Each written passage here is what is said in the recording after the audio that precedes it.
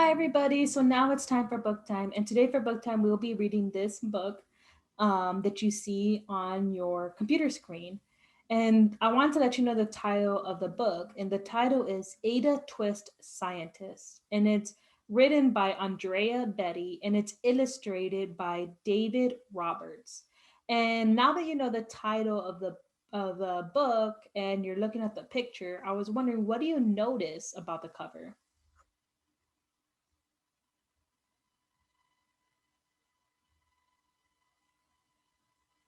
So I noticed it looks like there's two kids on the cover. It looks like one of them is kind of has some glasses on and some gloves, and it looks like she might be drawing on the wall, right? And then I also noticed that there's this little boy here and he's pointing at her, right?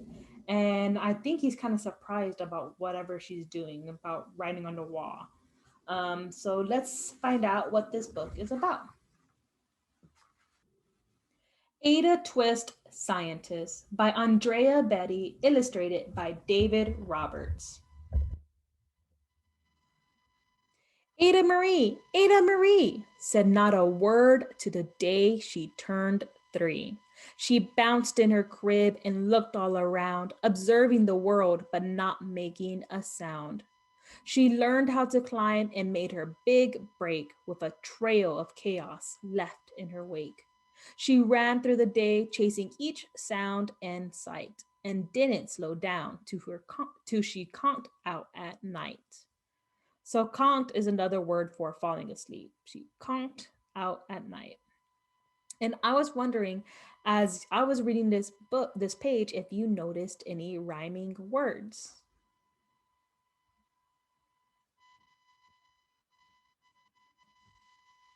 So I noticed that the word around and sound kind of rhyme, around sound.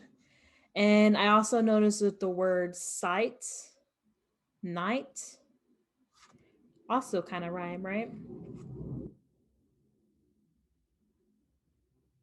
Her parents was frazzled but tried not to freak as Ada grew bigger and still did not speak.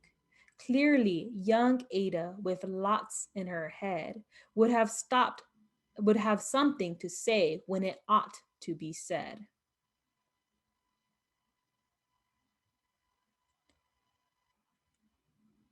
So I'm looking at Ada and I noticed that it looks like she's kind of pointing. Here's her hand.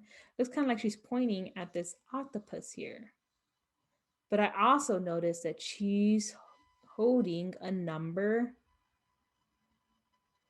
8, right?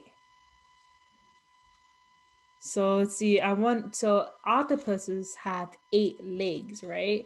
One, two, three, four, five, six, 7, 8. So she's holding a number 8 and looking at an octopus. And it looks like she's thinking something, right? And she also has 2 next to the bird, 4 next to the dog, 6 next to the bee, and then here she has a 3719. She's holding the 8 for the octopus, and then she has a 5 next to the elephant. While her parents are over here holding a book and blocks to kind of spell out her name.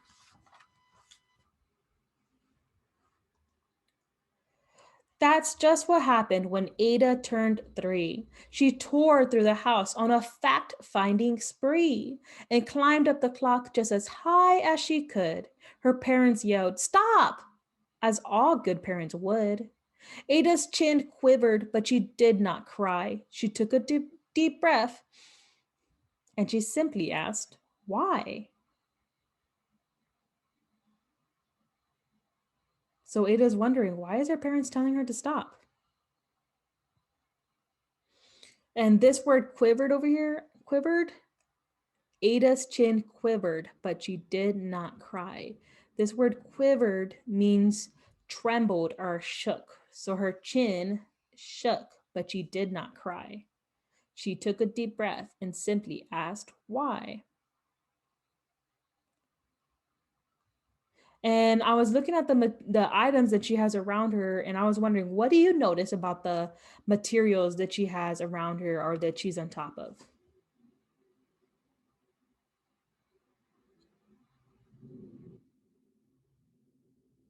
I noticed that there's quite a few clocks on around her. There's this clock right here.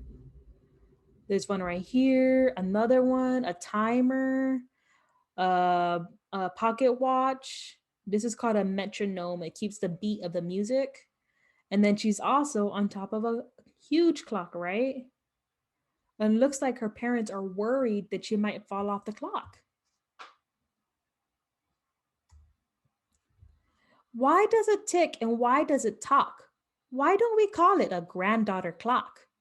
Why are there pointy things stuck to a rose? Why are there hairs up inside your nose? She started with why and then what, how, and when. By bedtime, she came back to why once again.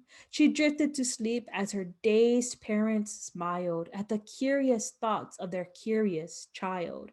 She wanted to know what the world was about. They kissed her and whispered, "You'll figure it out." So I noticed while I was reading this, there are more rhyming words. Let's see, there's talk, clock, rose, nose, and look, where are they all on the sentences? They're at the end, right? And so I wanted to point out some words here, some of these words that mean things. She drifted to sleep as her dazed parents smiled. So drifted is another word for carried away. She carried away to sleep, and her dazed, means that they're unable to think or react properly. So they were unable to think of how to help her with all her questions. She drifted to sleep as her dazed parents smiled at the curious thoughts of their curious child. She wanted to know what the world was about. They kissed her and whispered, "You'll figure it out." You see, there's some questions. Here's her why, what, how, and when.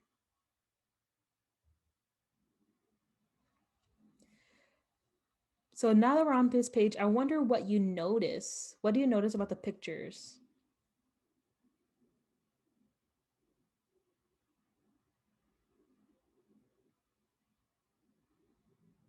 So I noticed that there's some, it looks like question marks here, which is kind of like a mystery. So she's wondering things. There's a mystery that she's trying to solve. Here's some more questions that she has. And the planets are right here that her parents are holding, right? Her parents kept up with their high flying kid, whose questions and chaos both grew as she did.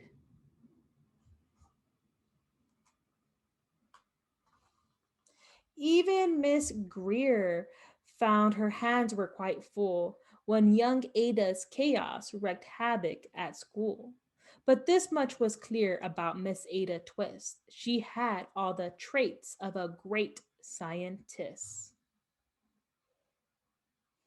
So the word havoc right here, this means is another word of saying destruction. When young Ada's chaos wreaked destruction at school. When young Ada's chaos wreaked havoc at school.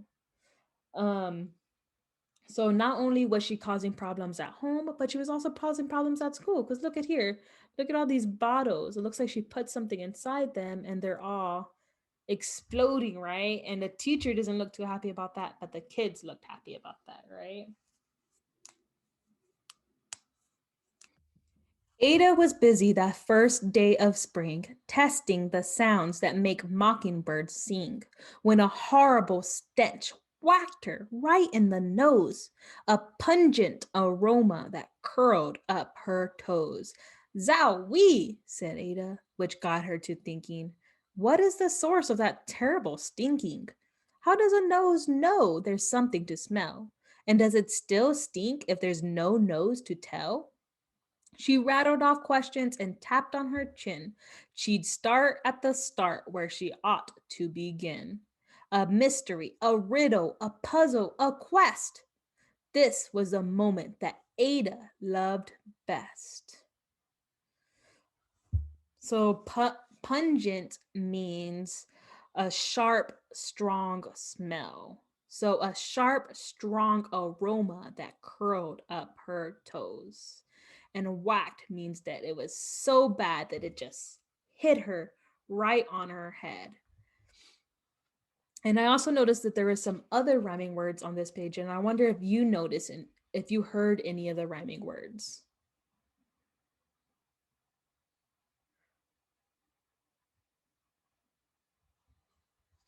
So spring, sing, nose, toes. Those are a few of the rhyming words that you might have heard me say as I was reading the page. Ada did research to learn all she could of smelling and smells, both the stinky and good. One hypothesis Ada thought could be true: the terrible stink came from Dad's cabbage stew. She tested and tested, but soon Ada knew it was time to come up with hypothesis 2. So, hypothesis means that she made a guess based on information that she already knows. Like, she already knows that her dad's stew stinks. So, she tested it and tested it, and she knew that nope, that wasn't what caused the smell. So, she had to come up with another hypothesis, another guess on what was causing that smell. And what I wonder what you notice that she has on that table to help her figure out what's making that smell.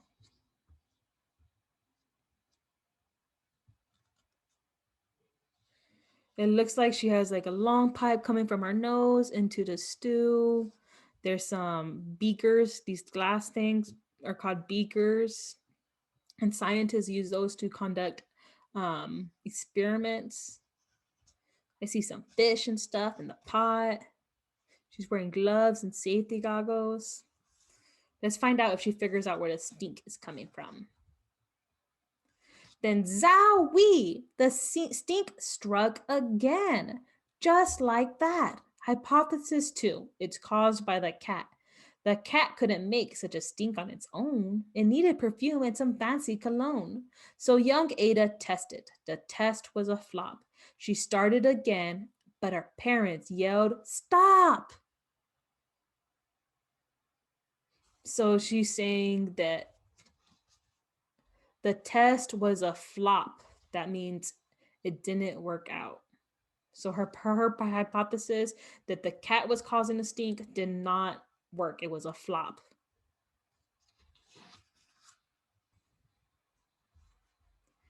Ada Marie, to the thinking chair now. By the time we count 3. Enough, said her mother. That's it, said her father. Her parents were frustrated, frazzled, and mad. Why? Ada questioned. Her mother said no. What? Ada queried. Her father said, go. You've ruined our supper. You've made the cat stink. Enough of your questions. Now sit there and think. She looked at her parents. Her heart turned to goo. Poor Ada Twist didn't know what to do. So her parents are getting mad at her because she messed up the dad's cabbage stew and she was messing with the cat. So they're all mad at her or upset with her for messing with things, right? And this word quarried, it means questioned. What? Ada questioned. Her father said, go. Let's see what happens when she's on the thinking chair.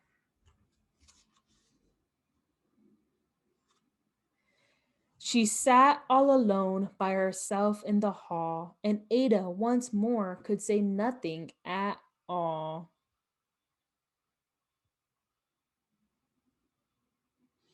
So she's sitting on her thinking chair. I noticed some rhyming words too here. I noticed that haw and aw, they both rhyme.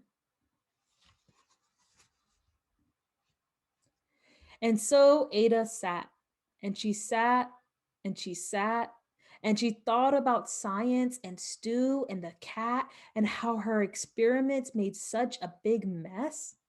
Does it have to be so? Is that part of success? Are messes a problem?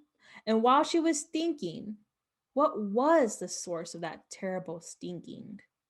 Ada Marie did what scientists do. She asked a small question and then she asked two. And each of those led her to three questions more. And some of those questions resulted in four.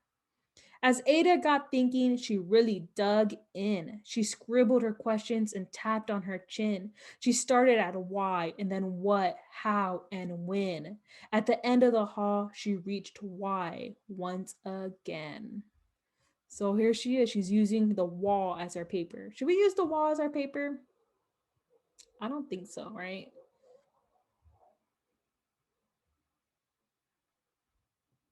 Her parents calmed down and they came back to talk. They looked at the hallway and just had to gawk. No patch of bare paint could be seen on the wall. The thinking chair now was the great thinking hall. They watched their young daughter and sighed as they did. What would they do with this curious kid who wanted to know what the world was about? They smiled and whispered, "We'll figure it out." They're gawking. And gawking is another word for looking. So look, they're looking at Ada Marie at the wall. She wrote all over the wall. There wasn't any more room for her to write.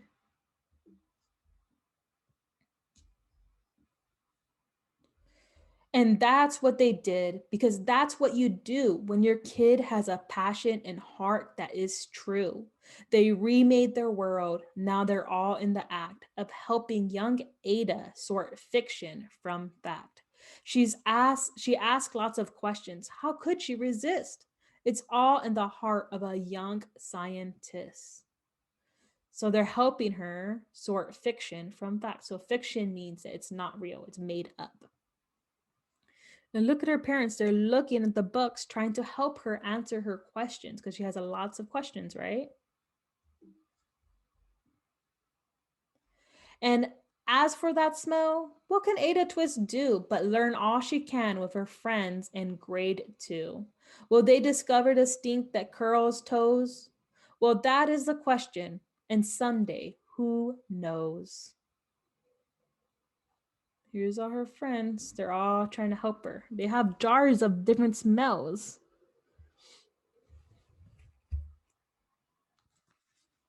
So that's the end of our book, Ada Twist, Scientist by Andrea Betty and illustrated by David Roberts.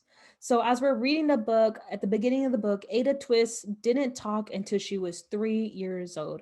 And when she finally started talking, she asked questions about everything, about the nose, about the rose, about clocks. She asked what, why, how, when. I, and I was wondering, what are some things that you wonder about? What do you question? And how do you think you would be able to find the answer to those questions? Because Ada Twist, she experimented, she did a whole bunch of different things to try to find the answers to the questions that she had that her parents couldn't answer for her. And also draw a picture of you as a scientist and how you would experiment to answer your questions that you have. And don't forget to share with us on Flipgrid.